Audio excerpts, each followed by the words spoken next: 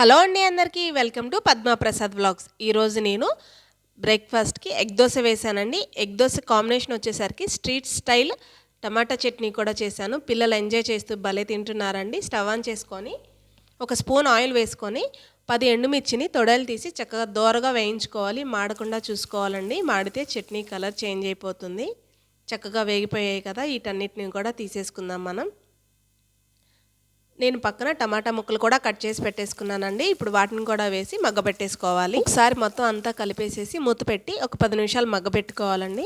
Water అంతా బయటకు వచ్చింది చూసారా అండి. ఇంకొక 10 నిమిషాలు ఆగితే కనుక చక్క వాటర్ అంతా కూడా ఎగిరిపోతాయి.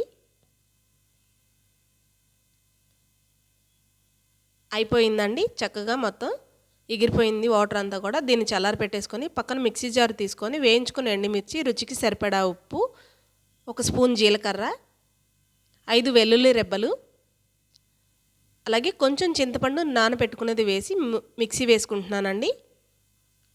ఇప్పుడు చల్లారి పెట్టుకున్న టమాటా మిశ్రమాన్ని కూడా దీంట్లో వేసేసుకొని ఇంకొకసారి మిక్సీ చేసేసుకోవాలండి. అయిపోయింది చూసారండి పచ్చడి చక్కగా. ఇప్పుడు తాలింపు పెట్టుకుందాము. ఒక స్పూన్ ఆయిల్ వేసుకొని ఆయిల్ వేడెక్కాక 1/2 స్పూన్ జీలకర్ర,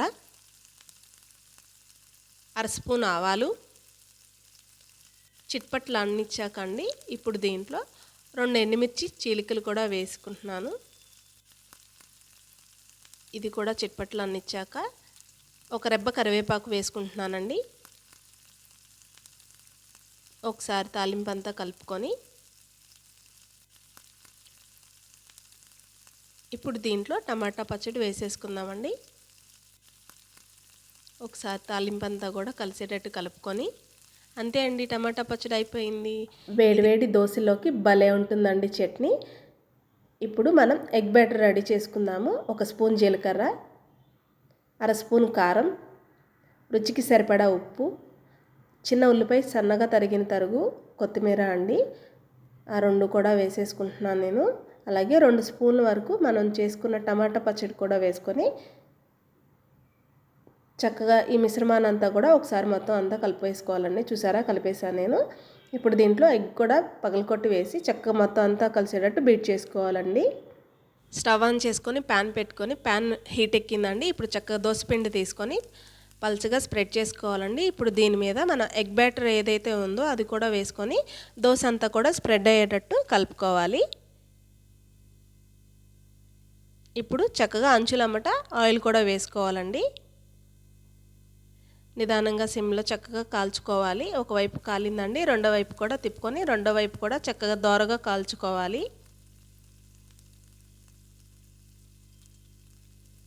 అయిపోయిందండి దోశ. ఇంకొకసారి టర్న్ చేసుకొని చక్కగా ఉల్లిపాయ ముక్కలు, కొంచెం కొత్తిమీర వేసుకొని దోశ సర్వ్ చేసేసుకోవడం అండి. ఈ చట్నీ నంచుకొని దోశ తింటే భలే ఉంటుంది.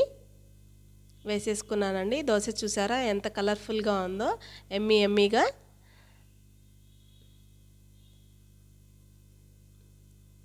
దోశ అయిపోయింది, చట్నీ కూడా అయిపోయిందండి. ఈ క్లైమేట్కి పిల్లలకి కానీ ఇంట్లో వాళ్ళకి కానీ ఇలా దోశలు వేడిగా వేసి పెడితే భలే ఎంజాయ్ చేస్తూ తింటారు. మనకు కూడా మనసుకి చాలా హాయిగా అనిపిస్తుంది కదా. అలాగే నా వీడియో కనుక మీకు నచ్చితే కనుక లైక్ చేయండి, సబ్స్క్రైబ్ చేయండి, నన్ను ఇలాగే సపోర్ట్ చేయండి. మీరు కూడా ట్రై చేసి ఎలా వచ్చిందో నాకు కామెంట్ చేయండి.